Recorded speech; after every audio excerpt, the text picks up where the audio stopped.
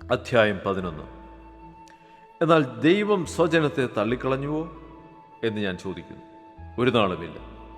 ഞാനും ഇസ്രയേലിനല്ലോ, അബ്രഹാമിൻ്റെ സന്തതിയിൽ ബെന്യാമിൻ ഗോത്രത്തിൽ ജനിച്ചവൻ തന്നെ.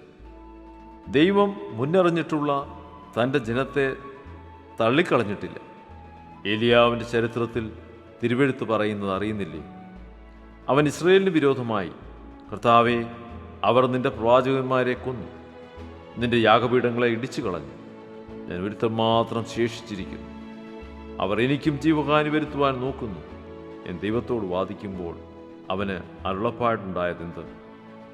ബാലിന് മുട്ടുമടക്കാത്ത 7000 പേരെ ഞാൻ എനിക്കായി ശേഷിപ്പിച്ചിരിക്കുന്നു എന്ന് തന്നെ. അങ്ങനെ ഈ കാലത്തിലും കൃപയാലുള്ള തിരഞ്ഞെടുപ്പിൻ പ്രകാരം ഒരു ശേഷിപ്പുണ്ട്. കൃപയാലെങ്കിൽ പ്രവൃത്തിയാലല്ല, അല്ലെങ്കിൽ കൃപയല്ല.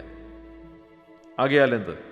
ഇസ്രയേൽ താൻ തിരഞ്ഞത് പ്രാപിച്ചില്ല, തിരഞ്ഞെടുക്കപ്പെട്ടവർ അത് പ്രാപിച്ചു. ശേഷമുള്ളവരോ കഠിനപ്പെട്ടിരിക്കുന്നു. ദൈവം അവർക്ക് ഇന്നുവരെ ഗാഢനിദ്രയും കാണാത്ത കണ്ണും കേൾക്കാത്ത ചെവിയും കൊടുത്തു എന്നെഴുതിയിരിക്കുന്നുവല്ലോ.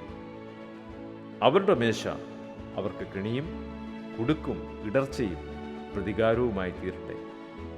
അവരുടെ കണ്ണ് കാണാതെ വണ്ണം ഇരുണ്ടു പോകട്ടെ. അവരുടെ മുതുക് എല്ലായ്പ്പോഴും കുനിയിക്കണമേ എന്ന് ദാവീദും പറയുന്നു. എന്നാൽ അവർ വീഴേണ്ടതിനോ ഇടറിയത് എന്ന് ഞാൻ ചോദിക്കുന്നു. ഒരു നാളുമല്ല. അവർക്ക് എരിവ് വരുത്തുവാൻ അവരുടെ ലംഘനം ഹേതുവായി ജാതികൾക്ക് രക്ഷ വന്നു എന്നേ ഉള്ളൂ. എന്നാൽ അവരുടെ ലംഘനം ലോകത്തിന് ധനവും അവരുടെ നഷ്ടം ജാതികൾക്ക് സമ്പത്തും വരുവാൻ കാരണമായി എങ്കിൽ അവരുടെ യഥാസ്ഥാനം എത്രയധികം.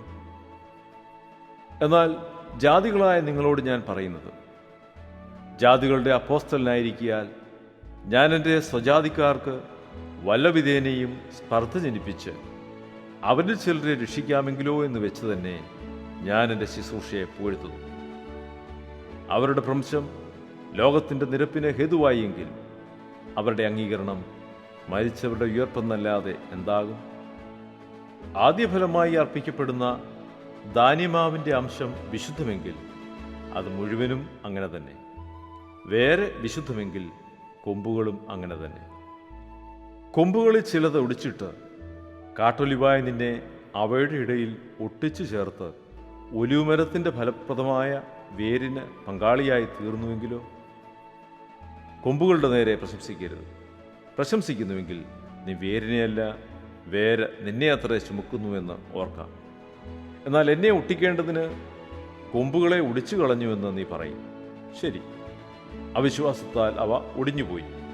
വിശ്വാസത്താൽ നീ നിൽക്കും, ഞെളിയാതെ ഭയപ്പെടും.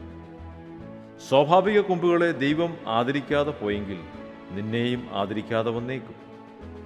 ആകയാൽ ദൈവത്തിൻ്റെ ദയയും ഖണ്ഡിതവും കാണുക. വീണവരിൽ ദൈവത്തിൻ്റെ ഖണ്ഡിതവും, നിന്നിലോ നീ ദയയിൽ നിലനിന്നാൽ ദയയും തന്നെ, അല്ലെങ്കിൽ നീയും ഛേദിക്കപ്പെടും. അവിശ്വാസത്തിൽ നിലനിൽക്കാഞ്ഞാൽ അവരെയും കൂടെ ഒട്ടിക്കും. അവരെ വീണ്ടും ഒട്ടിപ്പാൻ ദൈവം ശക്തനല്ലോ. സ്വഭാവത്താൽ കാട്ടുമരമായതിൽ നിന്ന് നിന്നെ മുറിച്ചെടുത്ത് സ്വഭാവത്തിന് വിരോധമായി നല്ല ഒലിവുമരത്തിൽ ഒട്ടിച്ചുവെങ്കിൽ സ്വാഭാവിക കൊമ്പുകളായവരെ സ്വന്തമായ ഒലിവുമരത്തിൽ എത്രയധികമായി ഒട്ടിക്കും? സഹോദരന്മാരെ, നിങ്ങൾ ബുദ്ധിമാന്മാരെന്ന് നിങ്ങൾക്ക് തന്നെ തോന്നാതിരിപ്പാൻ ഈ രഹസ്യം അറിയാതിരിക്കരുത് എന്ന് ഞാൻ ആഗ്രഹിക്കുന്നു. ജാതികളുടെ പൂർണ്ണസംഖ്യ ചേരുവോളം ഇസ്രയേലിന് അംശമായി കാഠിന്യം ഭവിച്ചിരിക്കുന്നു. ഇങ്ങനെ ഇസ്രയേൽ മുഴുവൻ രക്ഷിക്കപ്പെടും. വിടിവിക്കുന്നവൻ സിയോനിൽ നിന്ന് വരും. അവൻ യാക്കോബിൽ നിന്ന് അഭക്തിയെ മാറ്റും. ഞാൻ അവരുടെ പാപങ്ങളെ നീക്കുമ്പോൾ ഇത് ഞാൻ അവരോട് ചെയ്യുന്ന നിയമം എന്ന് എഴുതിയിരിക്കുന്നുവല്ലോ. സുവിശേഷം സംബന്ധിച്ച് അവർ നിങ്ങൾ നിമിത്തം ശത്രുക്കൾ, തിരഞ്ഞെടുപ്പ് സംബന്ധിച്ചോ പിതാക്കന്മാർ നിമിത്തം പ്രിയന്മാർ. ദൈവം തൻ്റെ കൃപാവരങ്ങളെയും വിളിയെയും കുറിച്ച് അനുതപിക്കുന്നില്ലല്ലോ. നിങ്ങൾ മുമ്പേ ദൈവത്തെ അനുസരിക്കാതിരുന്നിട്ട് അവരുടെ അനുസരിക്കേണ്ട ഞാൻ ഇപ്പോൾ കരുണ ലഭിച്ചതുപോലെ നിങ്ങൾക്ക് ലഭിച്ച കരുണയാൽ അവർക്ക് കരുണ ലഭിക്കേണ്ടതിന് അവരും ഇപ്പോൾ അനുസരിക്കാതിരിക്കുന്നു.